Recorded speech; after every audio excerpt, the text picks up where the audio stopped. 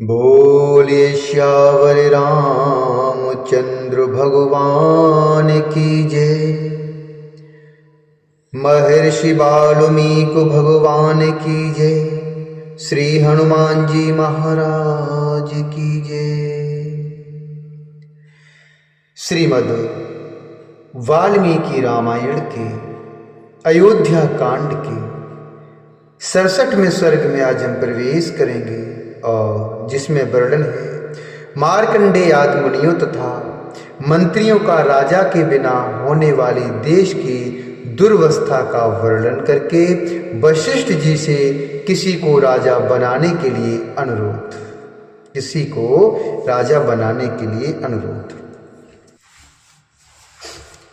अयोध्या में लोगों की वह रात रोते कलपते ही बीती।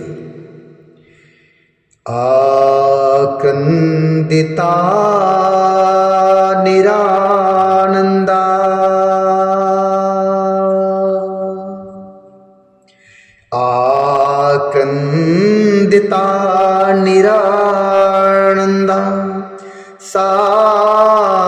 शास्त्रकंठ जना विला। आक्रंदिता निरानंदा शास्त्रकंठ जना विला। अयोध्याय मवतताशा व्यतीयाय शर्वरी। अयोध्यायामवतताशा व्यतीयाय शर्वरी।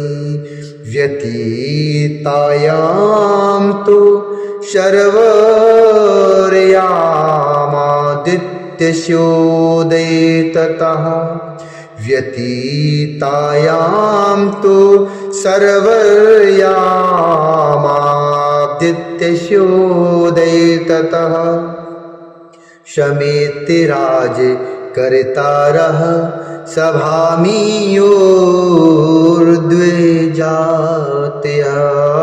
शमेतिराज करतारः सभामियोर्द्विजात्यः। अयोध्या में लोगों की वह रात रोते रोते तो बीती, उसमें आनंद का जरा भी नाम नहीं था।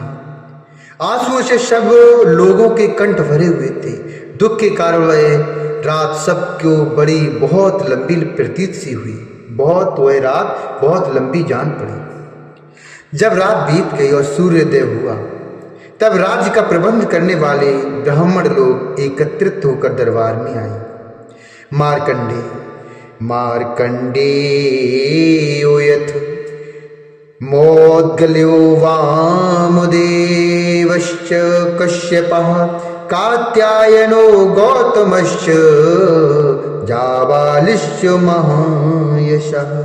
मार्कंडेय, मोद्गल्य, वामदेव, कश्यप, कात्यायन, गौतम और महायशस्वी जाबाली ये सभी ब्राह्मण श्रेष्ठ राज पुरोहित वशिष्ठ जी के सामने बैठकर मंत्रियों के साथ अपनी अलग अलग राय देने लगे।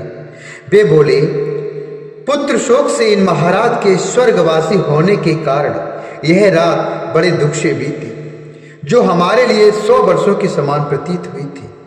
महाराज दशरथ स्वर्ग सिधार गए। श्री रामचंद्र जी वन में रहने लगे और तेजस्वी लक्ष्मण भी श्री राम के साथ ही वन को चले गए। शत्रुओं को संताप देने वाले दोनों भाई भरत और शत्रुघ्न कैकेयी देश के रमणीय राजगृह में नाना के घर में निवास करते हैं।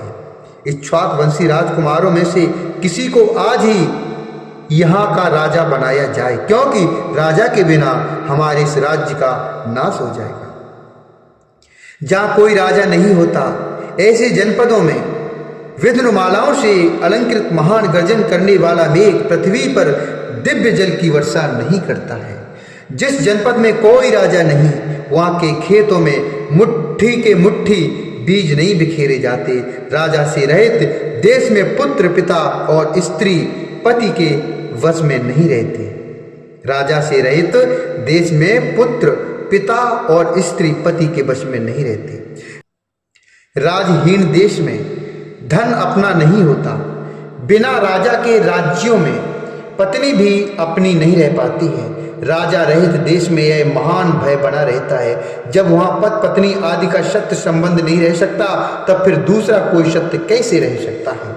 बिना राजा के नाराज के जनपदे कारयन्ति सभां नरः उद्धानानि च रम्यणे हृष्टा पुण्य गृहाणि च। बिना राजा के राज्य में कोई मनुष्य पंचायत भवन नहीं बनवाते, रमणीय उद्यान का भी निर्माण नहीं करवाते तथा हर्ष और उत्साह के साथ पुण्य गृह अर्थात धर्मशाला मंदिर आदि नहीं बनवाते हैं।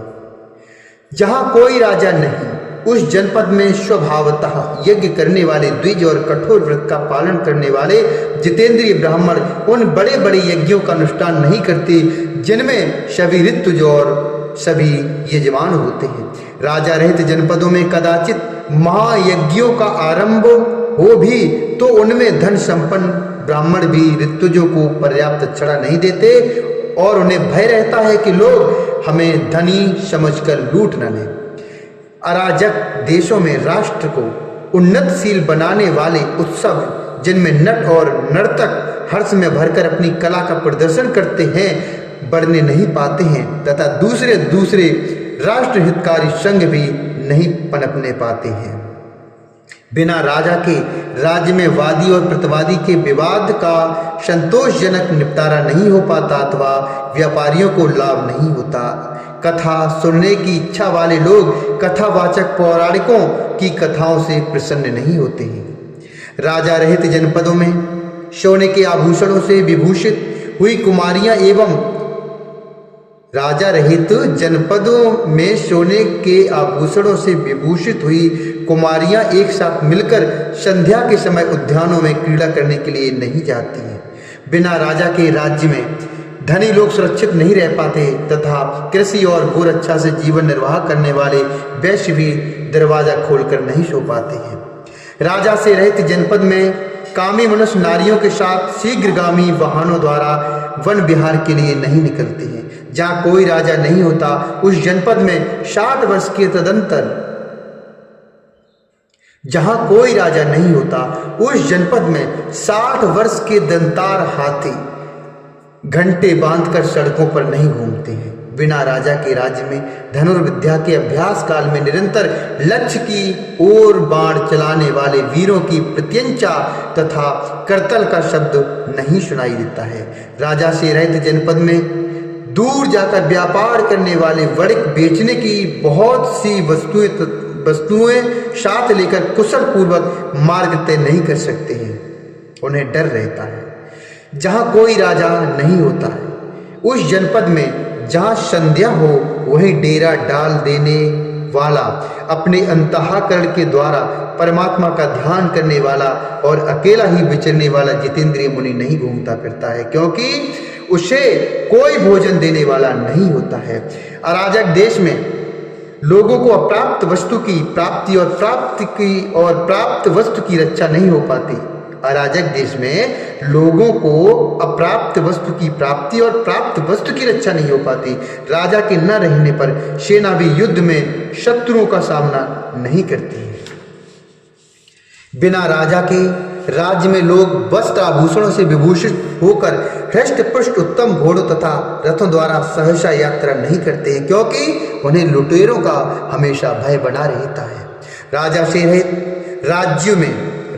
रहित राज्य में शास्त्रों के विशिष्ट विद्वान मनुष्य वनों और उपवनों में शास्त्रों की व्याख्या करते हुए नहीं ठहर पाते हैं। जहाँ अराजकता फैल जाती है, नाराज के जनपदे माल्यमोदक दक्षिणा देवताभ्यर्चनार्थाय कल्प्यन्ते नियतैर्जनैः कल्प्यन्ते नियत्रजने।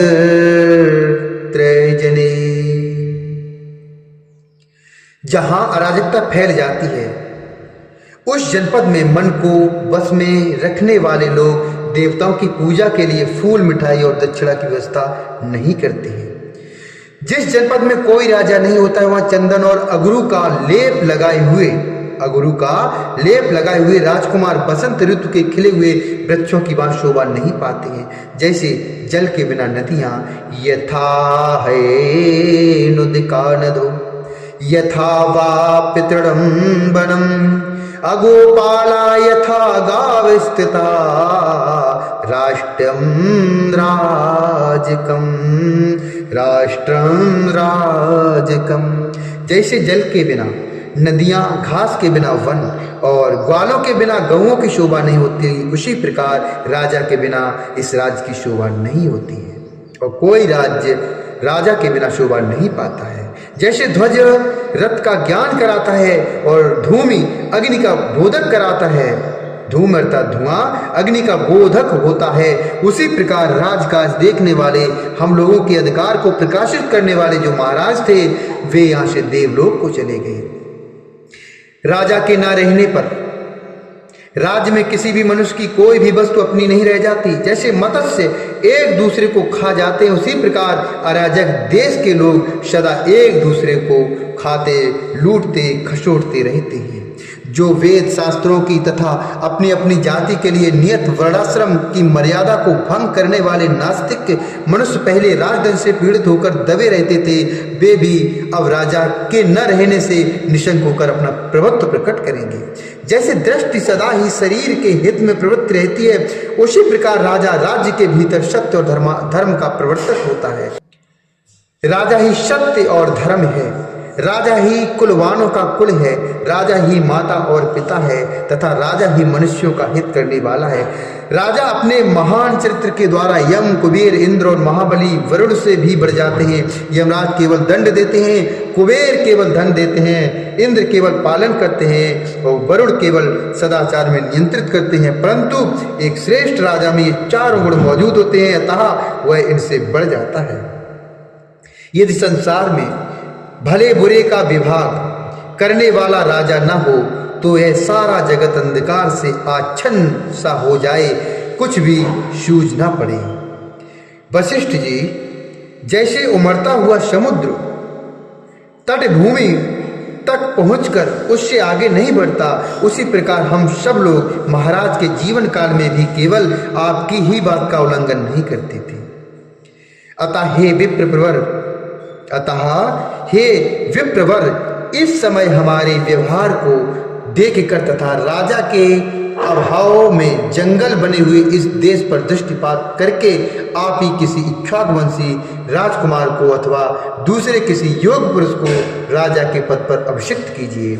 इत्यार्थे श्रीमद् रामायणे वाल्मीकि आदि काव्ये अयोध्या कांडे सप्तषष्ठतमः सर्ग।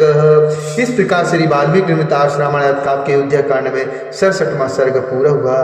बोले श्यावर रामचंद्र भगवान की जय, श्री हरि नारायण भगवान की जय।